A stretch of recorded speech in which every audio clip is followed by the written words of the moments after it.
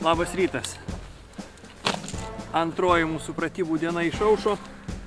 Naktį praleidome poligone, savo statytose palapinėse. Netrukus kelsimės visi. Eisiu žadinti Živilės ir Dainiaus. Lauksime atvykstant Arvydo, per tą laiką susitvarkysim stovyklą, susipakuosime viską į kuprines ir lauksime naujos užduoties. Galbūt dar spėsime per tą laiką papusryčiauti. Taigi, kylam ir tvarkomės.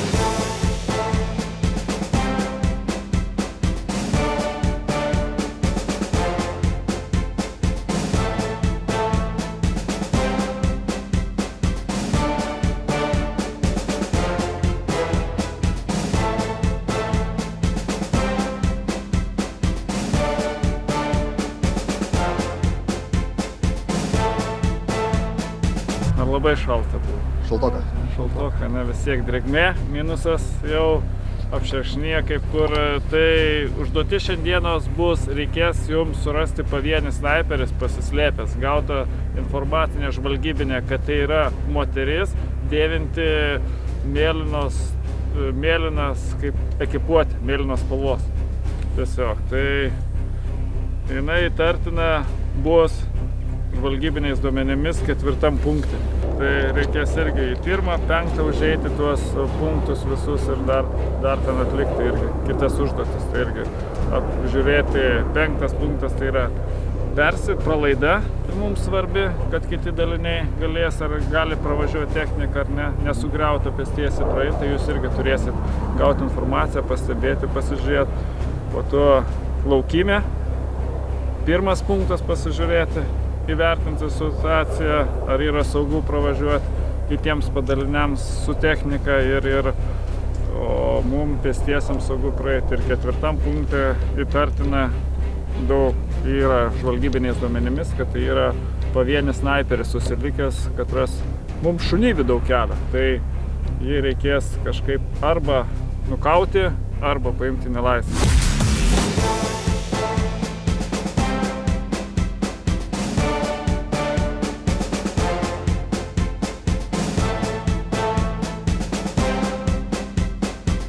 Pakuojamės daiktus, dedam kuprinės ir einam į žygį. Štai turim žemėlapyje taškus, reikės juos susirasti.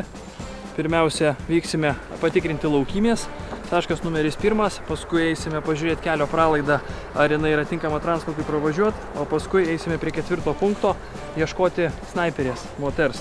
4 punktas yra pas mus šalia pastatų, tai labai tikėtina, kad snaiperis gali būti pastatuose arba aukštesniuose aukštuose arba kažkur pasislėpęs tarp griuvėsių pastatų. Papa Viktor, čia Golf 1, klausau. Golf 1, aš Papa Viktor, klausau. Papa Viktor, čia Golf 1, prašom leidimo judėti. Golf 1, čia Papa Viktor, leidimas judėti duotas. Čia Golf 1, supratau. Pirmiausia, į 1 punktą, į laukymę, patikrinam laukymę, tada 5 punktas, patikrinam kelią ir paskui eisim ieškoti snaiperių. Tada snaiperį sulaikysim arba nukausim.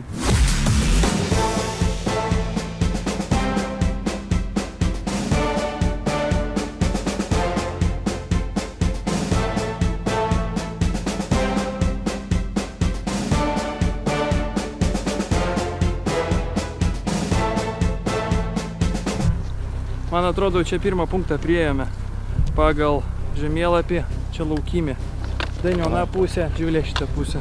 Papa Viktor, čia Golf 1, priėjome 1 punktą. Golf 1, aš Papa Viktor, klausau.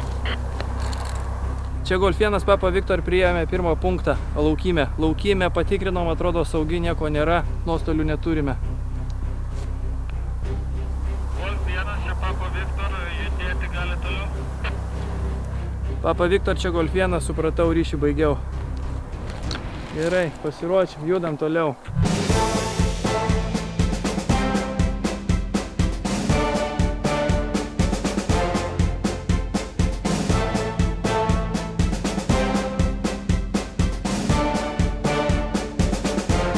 Pagal viską, spėju, kad čia yra toj pralaida, ant kurios mes užlipom. Tai ką mums reikėjo su ją padaryti? Patikrinti, ar kur gali pervažiuoti sunki technika. Viskas tada reikia pervažiuoti. Papa Viktor, čia Golf 1, klausau. Golf 1, aš Papa Viktor klausau. Papa Viktor, čia Golf 1. Mes priėjome 5 punktą, ant kelio radome pralaidą. Golf 1, čia Papa Viktor, ar saugi pralaida? Papa Viktor, čia Golf 1. Pralaida saugi, galima važiuoti transportui. Golf 1, Papa Viktor, leidimas tęsti, toliau judėti duotas. Papa Viktor, čia Golf 1, supratau, ryšį baigiau. 4 punktas į tą pusę, 5 km per pievas.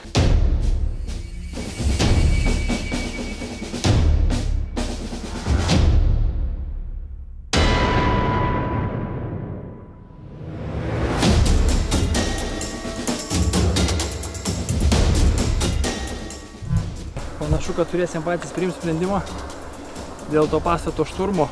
Kol kas mes nežinom, nei kurioje vietoje yra snaiperis, nei ir apskritai yra. Tai aš siūlau, einam mes tada dabar dengdamiesi krūmais, iki kol bus atvira vieta. Čia krūmai, paskui yra apkasas. Praeinam iki tenais ir paskui priimsim sprendimą. O imsim pastatą šturmu. Aš eisiu pirmas, Dainius antras, Živilė trečia, kadangi snaiperė moteris. Tai tu apieškosi ir tu surišę, aš virvę tau duosiu, kai būsim vietoje.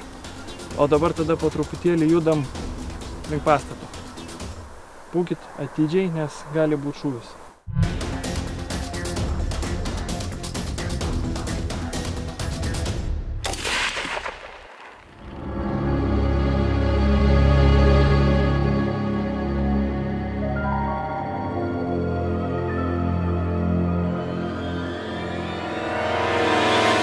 Snaiperis paleido šūvį, reiškia toliau negalim eiti taip.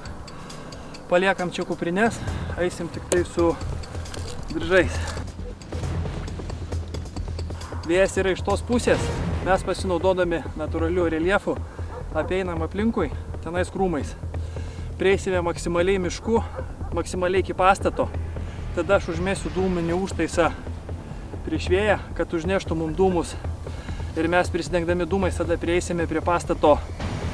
Papa Viktor, čia Golf 1 pastate yra snaiperis. Bandysim daryti šturmo apėjimą pro pastato dešinę pusę. Dabar prisidengdami natūralių reljefo eisime mišku iki pat tos vietos, kur galėsime šturmuoti pastatą. Užsimėsim dūminį užtaisą ir bandysim pradėti pastatą nuo dešinės pusės valyti.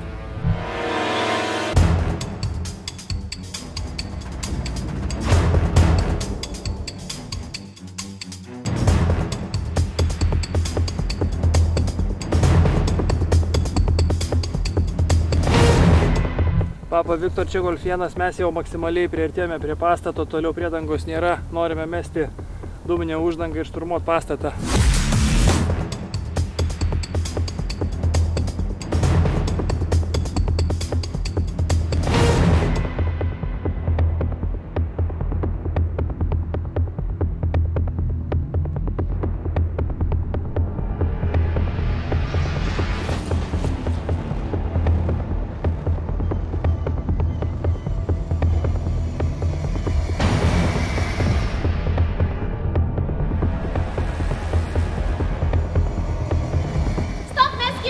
Stop mes ginklą!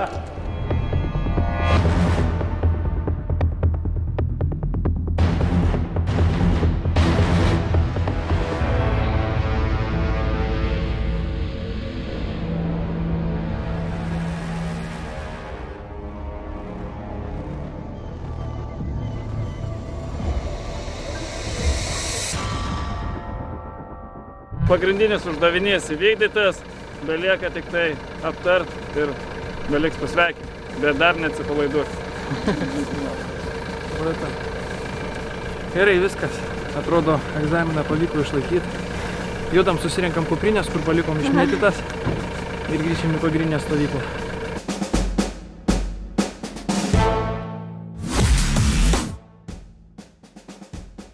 Tai ar sunku buvo? Patiko visos pratybos, iš tiesų labai smagu buvo. Tiek ir nakvot šitą miškelėje ir žygiai dalyvauti žingsniuoti su sunkia kuprinė. Tikrai viskas buvo smagu, bet aišku, sunku. Iš tikrųjų, nakvynė buvo įdomi. nes vos nepaturiu dangum, iš tikrųjų šalta buvo, bet miegmaišis šiltas, tai ramu taip miške. Ir iš tikrųjų labai pavargau ir buvo tikrai sunku. Po atvirų dangų miegot buvo saugu, nes prie šono turėjom ginklus. Tai nebijojom nei meškų, nei vilkų, nei voverių. Sunkus žygis buvo, daug kilometrų praėjom. Ir buvo sudėtinga užduotis nukenksminti snaiperį. Padarėm klaidą pradžioje, išeidami į atvirą vietovę. Gavom perspėjimą šūvį, gerai, kad už šį šoviniais, o tai būtumėm vieno žmogaus netekę. Toliau laikėmės instrukcijų, naudodamas į priedangą ir pasidarę dūmų uždangą šturmavom pastatą, užduotį įvykdėm. Ir aš labai džiaugiuosi, kad pagaliau mes 3 tapome Šaulių sąjungos pilnateisiais nariais. Galėsime gauti beretės su auksiniais ženkleliais vietoj šitų kepurių. Ir galėsime jau su pilnom uniformom ir pažymėjimai žygiuoti. Tada belieka pasveikinti tapus šauliais. Tada. Smagu girdėti. Ačiū. Liko mūsų tik tai tapimo šauliais paskutinis etapas, tai yra Karo muziejaus sodelėje Kaune duoti šaulio priesaiką. Tada jau gausime teisę turėti šaulio pažymėjimus, gausime teisę nešioti beretę su šaulišku ženkleliu. Šiandien labai svarbi diena, Lietuvos kariuomenės dienos proga. Šiandien mums visiems 3 priesaika pasibaigus visam mūsų apmokymui. Einam stojam į rikiuotę, lauksim, kada mus pakvies į vidų ir prisieksim šiandien. Nežiūrė, pasiruošę? Taip. Pasiruošę, einam į rikiuotę.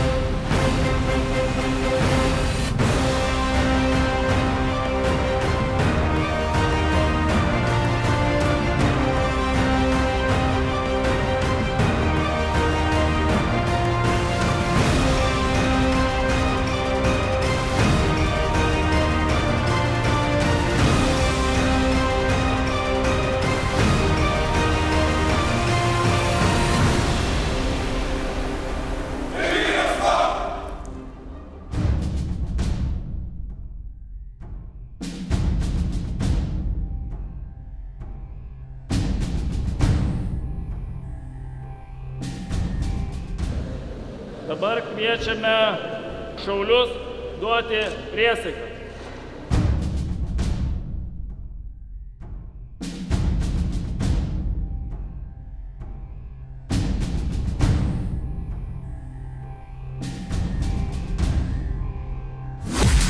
Šaulių priesaiką visų vardu skaitys Kęstutis Gečas. Aš, Kęstutis Gečas, jūsų akivaizdoj prisiekiu Lietuvos valstybei. Negailėdamas jėgų ir gyvybės, ginti jos laisvę ir nepriklausomybę. Pasižadu vykdyti Šaulių sąjungos nario pareigas ir laikytis Lietuvos Respublikos įstatymų bei Šaulių etikos, tiksliai vykdyti savo vadovybės įsakymus. Pasižadu saugoti man patikėtas paslaptis ir nepanaudoti jokiems Lietuvos priešų kėslams. Rūpintis Lietuvos Respublikos gerovę ir visų elgtis kaip pridera doram,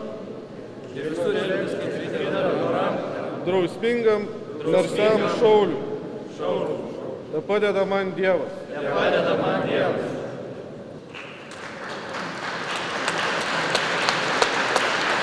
Prisiekusius šaulius pasveikins Vytauto Didžiojo Šaulių antrosios rinktinės vadas. Sveikinu prisiekus.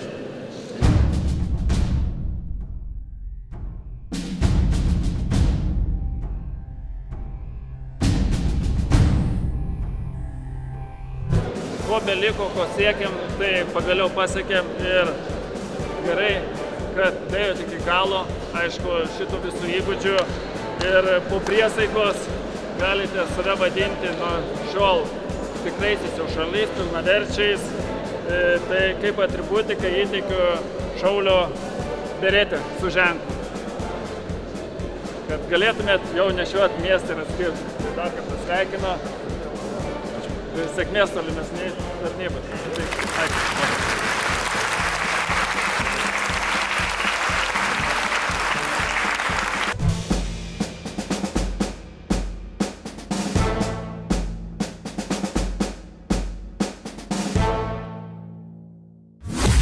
Pagaliau mes baigėm visą šaulio kursą. Šiandieną prisiekėme, tapome šauliais. Dabar turime teisę nešioti šauliškas beretes su šaulišku ženkleliu. Džiaugiuosi iš tikrųjų, kad pradėjome šį kursą ir kad baigėme. Šitas kursas davė ne tik pasirengimą fizinį, pasitikėjimą savimi, gavome įgūdžių, kurie pritaikomi ne tik karyboje, bet ir realiame gyvenime. Tai duoda ne tik pasitikėjimo savimi, bet ir naudos kasdienėje kiekvienos dienos veikloje. Ačiū Šaulių sąjungai už suteiktą galimybę. Aš bandžiau save ir daug visko išmokau ir dabar daug labiau savim pasitikiu. Ir labai džiaugiuosi tikrai. Tėvynės labai. Ačiū, kad buvote su mumis visus šias 12 laidų. Tikiuosi dar susimatysim kitose projektuose. Iki ir sėkmės.